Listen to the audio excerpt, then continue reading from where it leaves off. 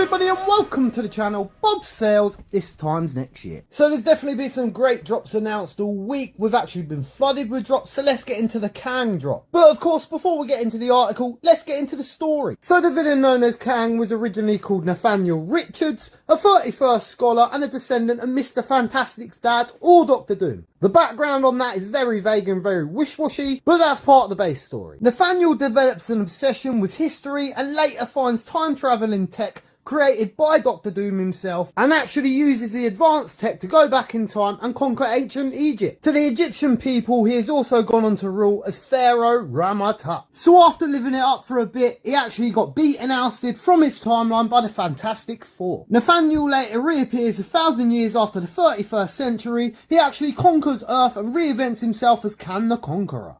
He actually goes on to conquer galaxies in the past, present and future, and also creating his own temporal kingdom. So Kang in the end does eventually settle in the future, and he actually falls in love with a princess, Rebona Renslayer. Now the princess does actually go against Kang in the end and actually pairs up with the Avengers, to which the Avengers actually fail. Kang does in fact show mercy to the princess and actually lets her live, but one of Kang's generals does not like the fact that Kang is showing mercy, so actually tries to kill him. In the process of this, the princess actually protects Kang, and the princess is killed in the process. Now Kang actually has to live with this for the rest of his life. Now we do know that Kang has various run-ins with several major characters that have already appeared in the MCU. This includes Thor, Mantis, Spider-Man, Hawkeye, the Hulk, the Wasp, the Fantastic Four, the Black Knight from the Eternals. The list goes on and on and on. Kang also has adventures in the Old West, of course ancient Egypt, World War II and various other eras in the past and the futures. Kang's also been known in the past as the Scarlet Centurion, the Immortus, the Iron Lad and Victor Timely. So with all that being said, let's get into the drop article. So Marvel Studios are actually dropping 2 Kang digital collectibles, 8 AM PT, which is 4 PM UK time, on the VeVe app. So it seems we have the rare, which is just Kang standing there, and as you can see, this is actually from the Ant-Man and Wasp film. As you can see, the list price is actually 50 gems, which is not actually too bad. There's actually 3,232 editions of the rare, and again the first public mint is 41. So the second one, the ultra rare, is actually my favourite. That's actually a rather nice pose. Again, we have no animation with these, just a standalone collectible. Now the list price is obviously the same and the editions is 1,464. VeVe have actually done with these. So with this one, we've actually got the FA of this collectible and we didn't get it with the Marvel Mighties,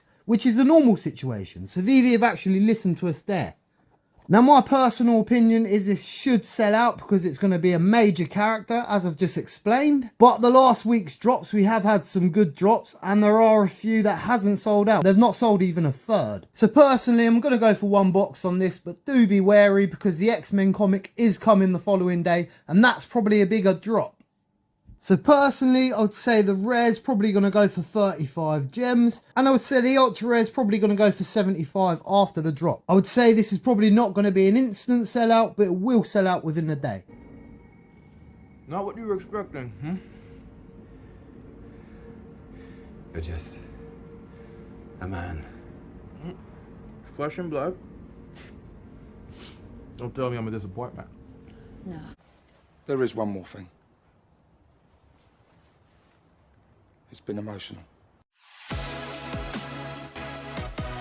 So I've been your host Bob Sales. This time next year we will be millionaires. A peace.